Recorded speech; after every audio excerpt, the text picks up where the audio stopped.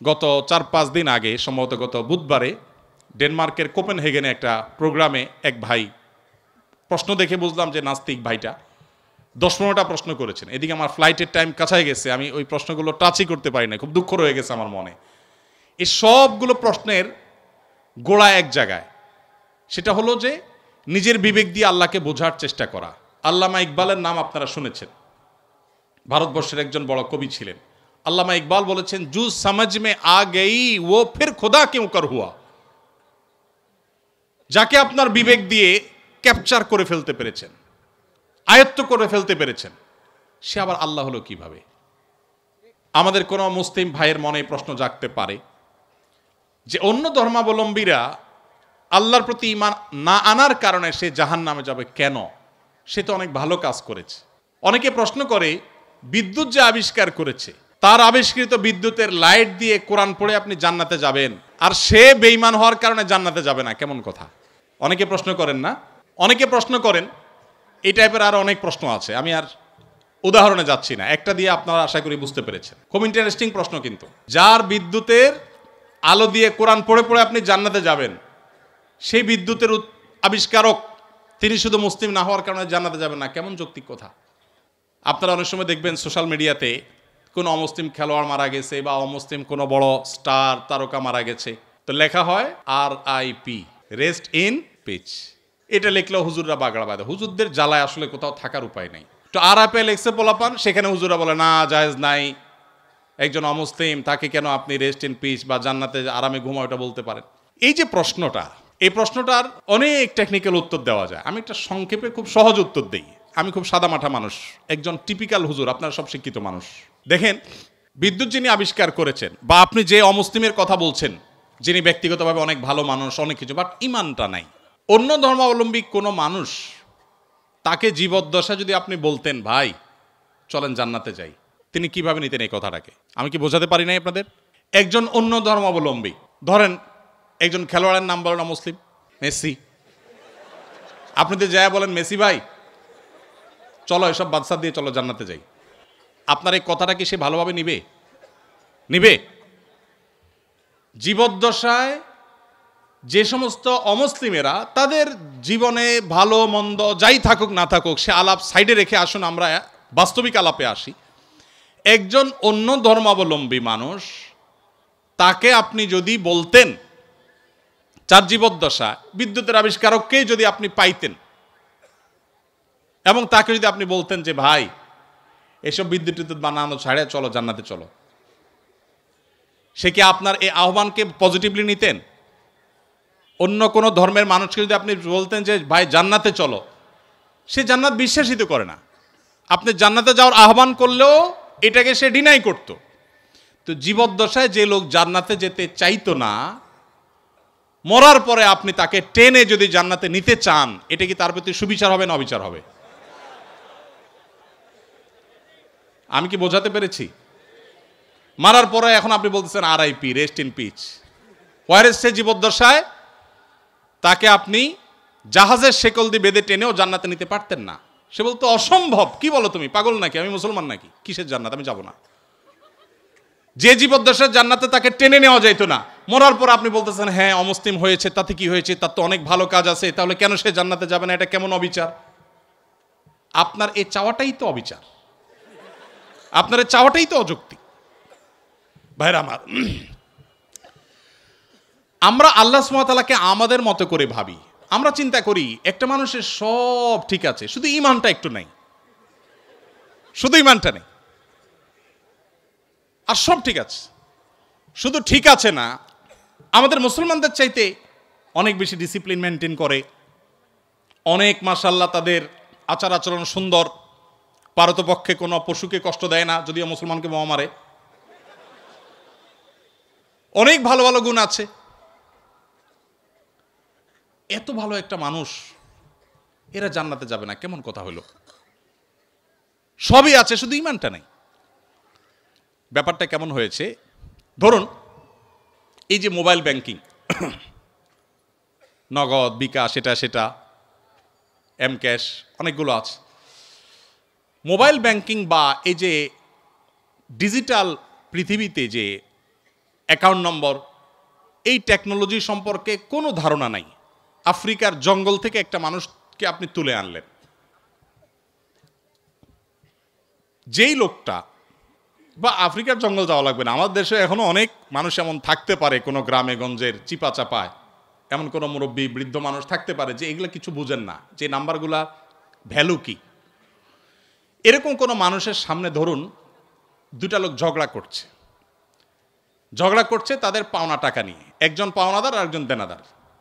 পাওনাদার ঝগড়া করছে যে আমি যেই নাম্বার দিলাম তুমি সেই নাম্বারে টাকাটা না দিয়ে আরেক নাম্বার দিছো,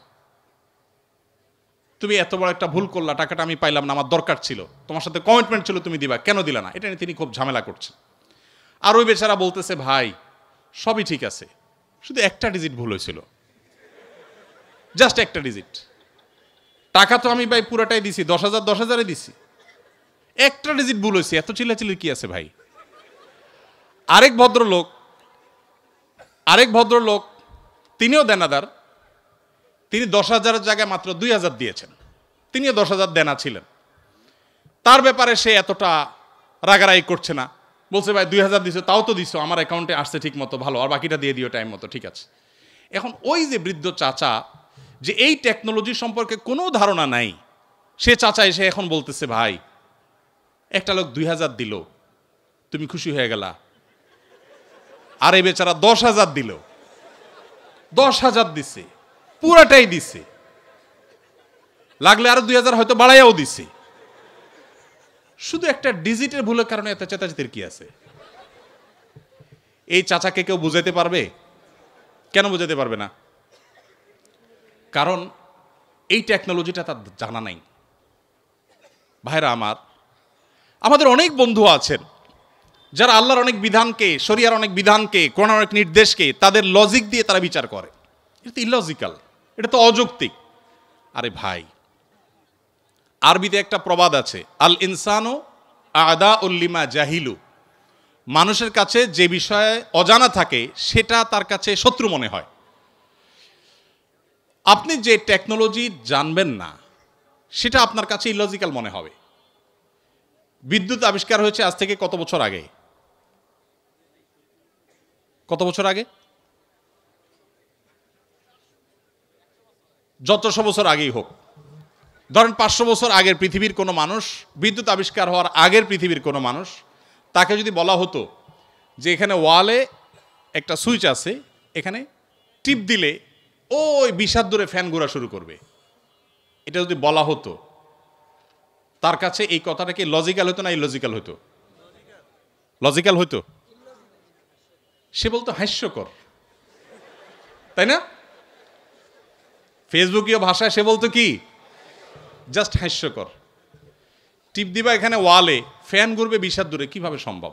ফালতু কথা, গল্পের আর জায়গা পাও না মিয়া, কারণ সেই টেকনোলজিটা জানা নাই। মানুষের তৈরি টেকনোলজি সম্পর্কে এতটুকু গ্যাপ থাকার কারণে যদি কোনো কিছু তার কাছে ইলজিক্যাল মনে হয়, মানুষের সৃষ্টিকর্তা, মানুষের এই ব্রেইনের সৃষ্টিকর্তা আল্লাহ রাব্বুল আলামিনের কাছে তার কোনো আদেশ, তার কোনো নিষেধ, এটার যৌক্তিকতা বাহ্যিক দৃষ্টিকোণে আমার বুঝে আসছে না, তার টেকনোলজি আমি ধরতে পারছি না। ওই যে একটা ডিজিটে বললে কি হয়েছে, শুধু ইমান নাই তাতে কি হয়েছে, এই টাইপের কথাবার্তা অনেকটা সেরকম শিশুসুলভ কথাবার্তা। আল্লাহ তাআলা আমাদেরকে বুঝার তৌফিক দান করুন। ভাইরা আমার, অনেক কথাই বলা যাবে, সময় অনেক গড়িয়ে গেছে, রাত হয়েছে, আমার করতে হবে। ইমানটা আসলে সারেন্ডার করার নাম, আত্মসমর্পণ করার নাম। মানুষ নিজের বিবেক বুদ্ধি দিয়ে আল্লাহ তাআলাকে জাজ করতে চায়। আমাদের তরুণরা, আপনারা বয়সে বেশিরভাগ এখানে আমাদের টিচারদার যারা আছেন, আমার পিতৃতুল্য, বড় ভাই তুল্য, তারা বাদে বাকি যারা আছেন সবাই স্টুডেন্ট। আপনারা এই বয়সটাতে অনেক হেয়ালিপনা আসে। ওই যে বৃদ্ধ চাচার মতো ডিজিটের হিসাব কষাকষি শুরু হয়, আল্লাহর সাথে পাল্লা দেয়া দেই শুরু হয়। আল্লাহ এটা কেন বললেন, ওইটা কেন বললেন?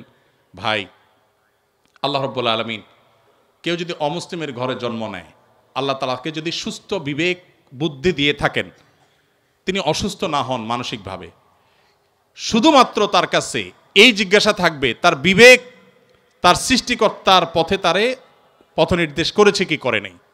যদি করে থাকে আল্লাহর একত্ববাদের বিশ্বাসটা শুধু থাকে, আর কোনো বিধান আল্লাহর নাও মানে, গতানুগতিকভাবে সে মুসলমান নাও হয়, তার কাছে ইসলামের দাওয়াত যদি না যায়, তাহলে সে ইসলামের সহিত দৃষ্টিকোণ থেকে মুক্তি পেয়ে যাবে আখিরাতে।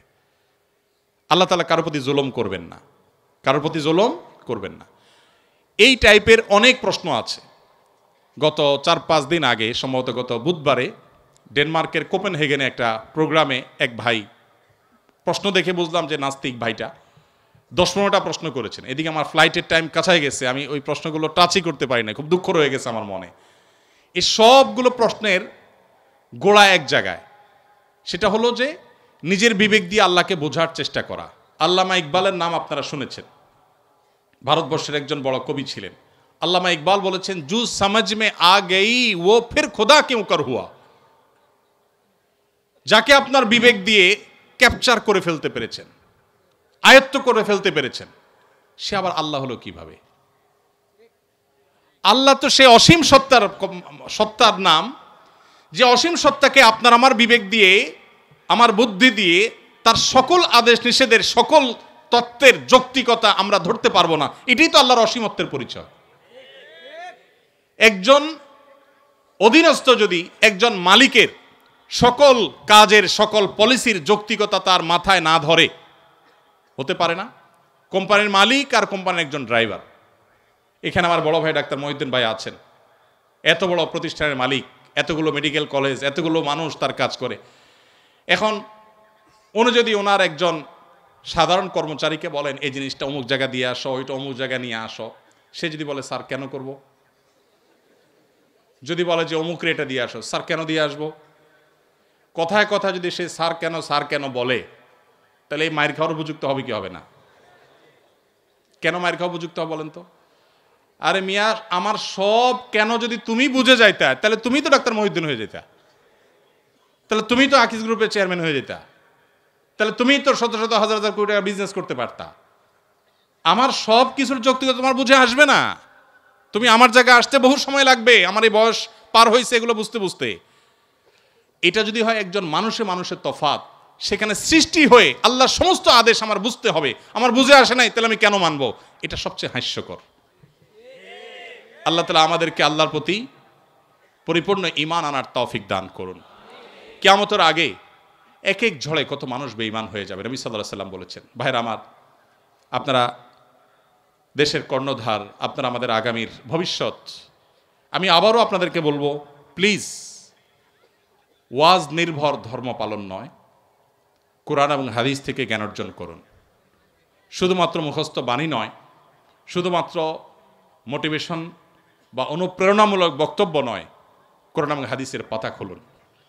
আমি খুব আনন্দিত হই যখন দেখি ইউরোপে, আমেরিকাতে, জাপানে, কোরিয়াতে, বিভিন্ন দেশে আমাদের বুয়েটের, কুয়েটের, চুয়েটের, ডুয়েটের ভাইয়েরা সেসব জায়গাতে ইসলাম নিয়ে এত চমৎকারভাবে গবেষণা করছেন, পড়াশোনা করছেন, স্টাডি সার্কেল করছেন, ইসলাম বিভিন্ন অর্গানাইজেশন খুলছেন, ভালো ভালো কাজ করছেন। আমার বুকটা ভরে ওঠে। আমি ঈর্ষান্বিত হই যে আমি গতানুগতিক মাদ্রাসা পড়ুয়া হয়েও জান্নাতের দৌড়ে, ইসলাম প্রচারের দৌড়ে কোনো কোনো ক্ষেত্রে মনে হয় আমার এই সমস্ত ভাইরা অনেকে আমার চেয়ে এগিয়ে আছেন। আজকে আপনারা যারা আমার কথা শুনছেন, আমি আপনাদের সবাইকে, আমার বোনরা যারা আমার পর্দার আড়াল থেকে আমার কথা শুনছেন, আপনাদের সবাইকে আমাদের আহ্বান রাখতে চাই। আপনি বাঘের বাচ্চা মুসলমান, আপনি ওমর রাদিয়াল্লাহু তাআলার সন্তান, আবু বকরের সন্তান, আপনি স্পেন বিজয়ী তারেক বিন জিয়াদের সন্তান। মেডিকেল সায়েন্স থেকে নিয়ে কোরআনিক সায়েন্স পর্যন্ত এমন কোনো সেক্টর না যে সেক্টরে মুসলমানদের সোনালী অতীত ছিল না। সেটিকে উদ্ধার করবার জন্য আপনার নিজেকে আগে আপনার ইসলামটা বুঝতে হবে। আপনি বুঝে শুনে পড়াশোনা করে মুসলমান হতে হবে। সে চেষ্টাটা আপনারা করবেন, সে আমার আহ্বান রইল। আপনাদের যে সমস্ত প্রশ্নের উত্তর আমি দিতে পারলাম না সময়ের অভাবের কারণে, এই সবগুলো প্রশ্ন আমি নিয়ে যাচ্ছি। আমি কোথাও কোনো প্রশ্ন সাধারণত ফেলি না। রিপিটেড প্রশ্ন না থাকলে সে প্রশ্নগুলো উত্তর দেওয়ার চেষ্টা করি। আমার মনে চাইছিল উত্তর দিতে, কিন্তু রাত অনেক গড়িয়েছে, আপনাদের ঘুমোতে হবে, আমার ফজরের পরে মিটিং আছে, যার কারণে আমাকে দৌড়াতে হবে। অনেকগুলো প্রশ্ন আছে, সবগুলোর উত্তর দিতে পারলে আমার কাছে অনেক ভালো লাগতো। উত্তর আমি দেব, তবে সেটা আজকে দিতে পারলাম না। আমাদের শুক্রবারে যে লাইভ অনুষ্ঠান হয় আমাদের ভেরিফাইড ফেসবুক পেজে, ইনশাল্লাহ সেখানে আপনাদের এই প্রশ্নগুলোকে প্রায়োরিটি দিয়ে আমরা ইনশাল্লাহ উত্তর দেওয়ার চেষ্টা করব। আর তাছাড়া ওয়াজ মাহফিল বা ধর্মীয় আলোচনায় একটা স্টাইল আছে। স্টাইলটা হলো স্টাইলটা হলো সব কথা এক বছর বলে ফেললে পরের বছর আর দাওয়াত পাওয়া যায় না। সো আমি ভিসি স্যার সহ অন্যান্য স্যাররা এবং আমাদের ছাত্র বন্ধুদের কাছে সে একই স্টাইলে বিদায় নিচ্ছি ইনশাআল্লাহ। বাকি প্রশ্নগুলোর উত্তর আগামী বছর ইনশাআল্লাহ। জাযাকুমুল্লাহ খাইর। ধন্যবাদ সবাইকে। দিয়ে দেন ঘোষণা করেন। শায়েখকে